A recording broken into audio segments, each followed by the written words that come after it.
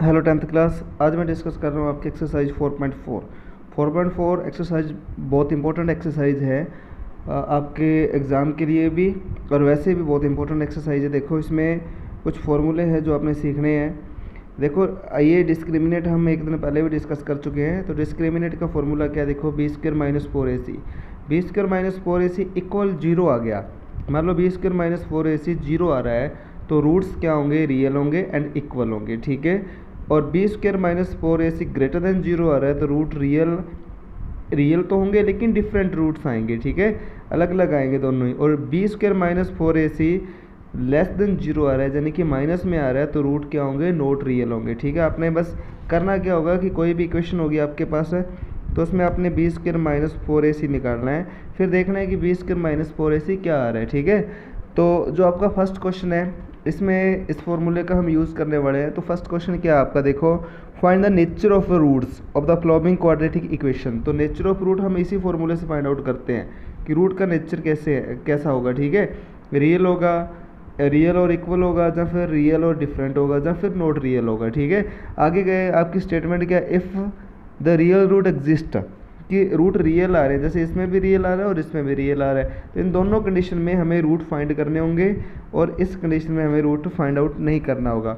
तो जो आपका पहला ही पार्ट है, फर्स्ट ही पार्ट है, क्या है equation, 2x² minus 3x plus 5 equal to 0। तो सबसे पहले हमें ना A B C find out करना है।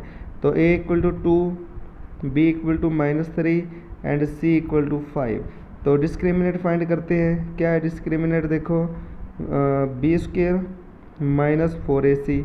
तो b की वैल्यू क्या है, देखो -3 है तो -3 का स्क्वायर करते हैं, -3 square minus 4 into a into c. तो 9 माइनस का तो भी प्लस ही आना है, और -8 एंड 5 की मल्टीप्लाई करेंगे तो 40, -31 आ गया। और -31 क्या है, लेस देन जीरो आ रहा है।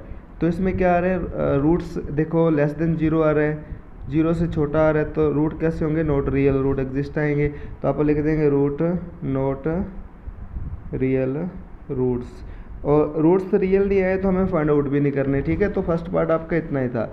जो सेकंड पार्ट है, देखो सेकंड पार्ट में क्या है, इक्वेशन आपकी क्या है, देखो 3x² minus 4√3x and +4 equal to 0। तो सबसे पहले हमें ए बी सी देखना है। इसमें a इसमें 3 है, b इसमें -4√3 है एंड c की वैल्यू इसमें 4 है। तो सबसे पहले हम इसका डिस्क्रिमिनेट फाइंड आउट करते हैं। डिस्क्रिमिनेट का फॉर्मूला क्या होता है, देखो d इक्वल टू क्या होता है, बी स्क्वेयर माइनस 4ac। तो b स्क्वेयर, तो b की वैल्यू क्या है, 4√3 है तो -4√3 square -4 into a into c. तो इसे सॉल्व करते हैं। देखो माइनस का स्क्वायर करेंगे तो प्लस आना है, 4 का स्क्वायर हो गया 16 और √3 का स्क्वायर करेंगे तो 3 आएगा, 16 3 जा 48, ठीक है। तो ये आ गया 48 माइनस 12 4 जा 48, तो इक्वल क्या आ गया 0। अब देखो B square minus 4ac equal 0 आ गया, B square minus 4ac equal to 0 आ गया। तो रूट क्या होंगे, रियल होंगे एंड इक्वल आएंगे। तो देखो इस कंडीशन में रूट हमें फाइंड आउट करने होंगे। रूट कैसे होंगे, रियल होंगे और इक्वल आएंगे, तो दोनों रूट एक जैसे ही आएंगे। तो आपकी जो इक्वेशन थी वो इक्वेशन क्या थी, देखो रूट फाइंड आउट कर रहे हैं आप इसके। तो इक्वेशन आपकी क्या थी, 4√3x और +4 इक्वल टू 0। तो ये इक्वेशन थी। अब आपके पास 3 मेथड है रूट फाइंड आउट करने के। क्या है, देखो एक तो फॉर्मूला आपको पता है, एक फैक्टर वाला है और एक कंप्लीट स्क्वायर। तो 3 मेथड में से जो आपको बढ़िया लगे वही आप अप्लाई कर सकते हो। तो इसमें हम फॉर्मूले का यूज़ कर रहे हैं। तो फॉर्मूला क्या था, देखो x equal to -b plus minus B square minus 4ac upon 2a, ठीक है।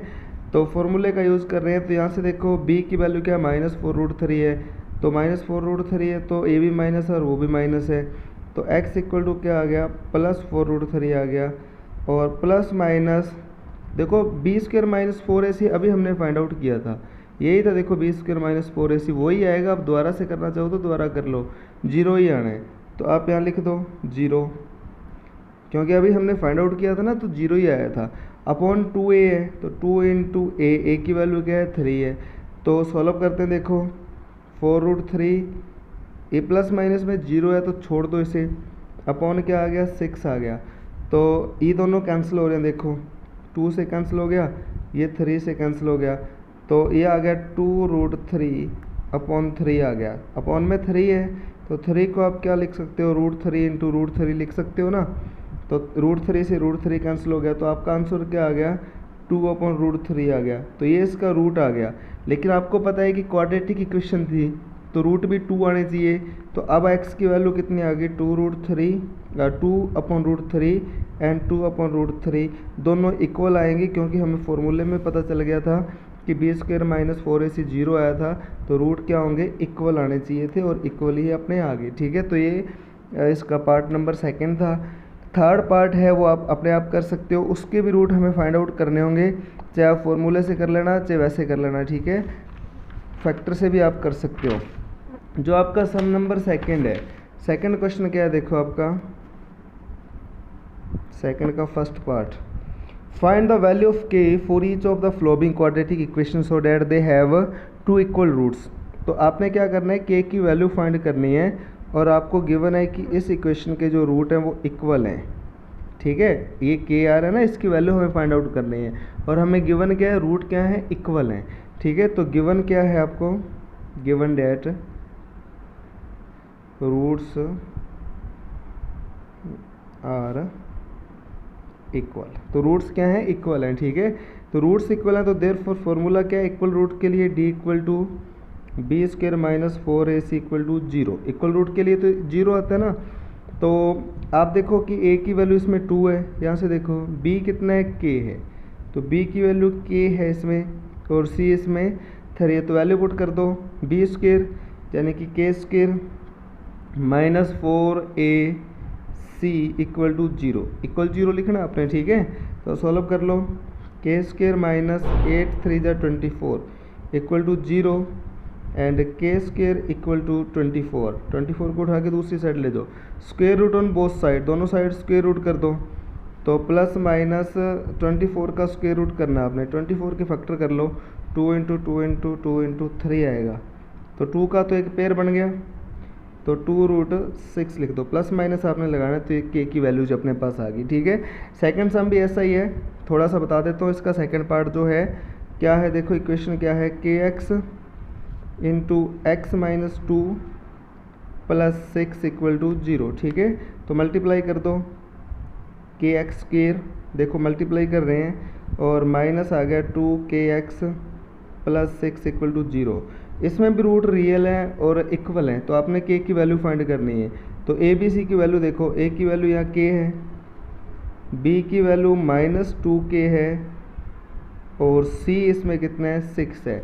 तो आपको पता है कि रूट क्या है इसके, इक्वल हैं, तो b² - 4ac किसके इक्वल आएगा, 0 के इक्वल आएगा। ठीक है, तो b की वैल्यू क्या है, -2k है, तो -2k का स्क्वायर करेंगे, -4 × a k और c कितना है 6 है, तो 2k का स्क्वायर हो गया 4k² माइनस हो गया 24k = 0, इक्वल 0 लिखना है ना।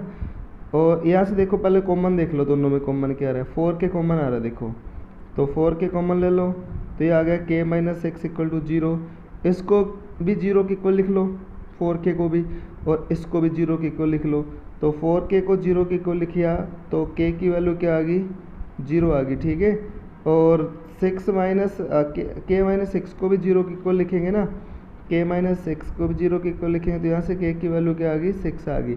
ठीक है, तो k की 2 वैल्यूज मिलेंगी, 0 एंड 6 मिलेंगी। ठीक है, तो ये आपका सेकंड सम था। और उसके बाद जो क्वेश्चन नंबर आपका थर्ड है, थर्ड क्वेश्चन देखो क्या है, it is possible to design a rectangular mango groves whose length is twice its breadth and the area is 800 meter square. If so, find the its length and breadth. तो सबसे पहले तो आपने देखना है कि ऐसा पॉसिबल है या नहीं है। ठीक है, तो ये आपका क्वेश्चन नंबर थर्ड है।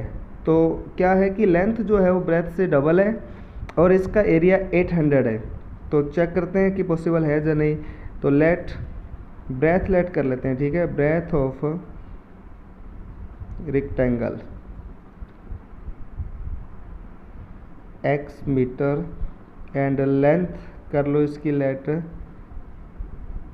2x, डबल है ना, तो 2x। एरिया आपको इसका गिवन है, एरिया इसका क्या है 800 मीटर स्क्वायर है। अब देखो अकॉर्डिंग टू क्वेश्चन क्या है, एरिया आपको पता है कि L इंटू बी होता है, ठीक है, वो आपको पता है कि 800 है। L इसका 2x है और B इसका x इक्वल टू क्या आएगा 800। सो इसको मल्टीप्लाई कर लो, 2x स्क्वायर आ गया इक्वल टू 800 आ गया, 2 से 800 को कैंसिल कर दो तो x स्क्वायर इक्वल टू 400 आएगा, ठीक है, x स्क्वायर इक्वल टू 400 को देखो आपको इक्वेशन बनानी पड़ेगी और चेक करना पड़ेगा कि ये पॉसिबल है या नहीं है। तो आपकी इक्वेशन क्या बनेगी, एक्स स्क्वायर माइनस 400 इक्वेशन बनेगी इक्वल टू 0 बनेगा, ठीक है, इसी साइड ले आओ, ये आपकी इक्वेशन बन गई। अब इसमें एक की वैल्यू कितनी है 1 है, या ए होता है एक्स स्क्वायर के साथ, एक्स वाला इसमें आया ही नहीं कुछ, तो बी इसमें क्या है 0 है और सी इसमें क्या है माइनस 400 है। तो सबसे पहले आपने चेक करना है कि ऐसा पॉसिबल है या नहीं है, ठीक है। तो कैसे चेक करेंगे, बी स्क्वायर माइनस 4ac से चेक करेंगे, बी इसमें 0 है, माइनस 4 इंटू ए इंटू सी भी इसमें 400 है, तो माइनस माइनस क्या हो गया प्लस हो गया, मल्टीप्लाई करेंगे तो क्या आ गया देखो ये 4 और इसकी मल्टीप्लाई करेंगे तो 1600 आ गया। तो ये जो है ग्रेटर देन 0 आ गया, तो पॉसिबल तो है। अब इसे सॉल्व करते हैं, देखो आपकी इक्वेशन क्या आई थी, एक्स स्क्वायर इक्वल टू 400 आया था, देखो एक्स स्क्वायर इक्वल टू क्या आया था 400, स्क्वायर रूट कर दो दोनों side, square root on both side, तो x की वैल्यू क्या आ गई प्लस माइनस 20 आ गई। माइनस वाला पॉसिबल ही नहीं है क्योंकि ये लेंथ और ब्रेथ की बात कर रहे हैं, तो x की वैल्यू क्या आ गई 20, तो उसकी ब्रेथ कितनी होगी देखो 20 और लेंथ कितनी होगी 40, तो ये आपका सम सॉल्व हो गया, ठीक है। उसके बाद इसका क्वेश्चन नंबर है फोर्थ क्वेश्चन क्या है, is the flowing situation possible, तो आपने पहले तो ये देखना है कि पॉसिबल है या नहीं है। सो डिटरमाइन देयर परसेंटेज, यदि तो आपने देखना है कि ऐसी सिचुएशन पॉसिबल है या नहीं है, तो यदि है तो आपने एज फाइंड आउट करनी है। The sum of the ages of two friend is 20, a friend is 20 year, a 4 year ago the product of their age in year was 48, ठीक है। तो दो फ्रेंड है जिनकी एज का सम 20 ईयर है और 4 ईयर एगो 4 साल पहले उनकी एज की जो मल्टीप्लाई थी वो 48 थी। तो पहले तो आपने देखना है कि ये पॉसिबल है या नहीं है, तो देख लेते हैं, देखो लेट कर लेते हैं, let present age of two friend है, तो आप यहाँ फर्स्ट फ्रेंड की लिख लो, ठीक है, फर्स्ट फ्रेंड, पहले की एक्स ईयर लेट कर लो और सेकंड की क्या करोगे 20 माइनस एक्स, क्योंकि दोनों का सम कितना है 20 ईयर है, ठीक है। अब देखो अकॉर्डिंग टू क्वेश्चन, देखो अकॉर्डिंग टू क्वेश्चन क्या है 4 ईयर एगो, तो दोनों में से 4 माइनस कर दो तो ये x माइनस 4 हो गया, मल्टीप्लाई ये आएगा आपका 16 minus x equal to 48, 4 minus किया है 20 से, ठीक है। तो देख लो पॉसिबल बनता है कि नहीं, मल्टीप्लाई कर लो, 16x माइनस आ गया एक्स स्क्वायर माइनस आएगा ये 64 माइनस माइनस प्लस आ गया 4x इक्वल टू 48। इक्वेशन आपकी क्या बन गई देखो, माइनस का एक्स स्क्वायर आ गया, माइनस ये प्लस का है और ये भी प्लस का है, दोनों ऐड हो गए 20x आ गया, माइनस 64 और 48 को भी इसी साइड ले आओ, माइनस 48 आ गया इक्वल टू 0। तो minus x square plus 20x इनका ऐड कर लो, माइनस 12 एंड 112 आ गया इक्वल टू 0। देखो ये फर्स्ट वाला ना, आप माइनस का रखोगे तो थोड़ा हो सकता है कि आपको डाउट हो जाए, तो -1 से मल्टीप्लाई कर दो सबकी, यानी कि इनके साइन चेंज कर दो। तो आप ऐसे भी कर सकते हो, कोई दिक्कत नहीं आएगी, साइन चेंज कर सकते हो, ये प्लस का बन जाएगा इक्वल टू 0। अब देखो ए बी की वैल्यू निकालते हैं, ए इक्वल टू 1 है, बी इक्वल टू -20 है और सी इक्वल टू 112 है। तो चेक करते हैं, बी स्क्वायर माइनस 4ac वाला फॉर्मूला लगा के, बी इसमें -20 है तो -20 स्क्वायर माइनस 4 इंटू ए इंटू सी, तो ये आ गया 400 माइनस मल्टीप्लाई कर लो 448 आ गया, तो ये -48 आ गया जो क्या है लेस देन 0 है।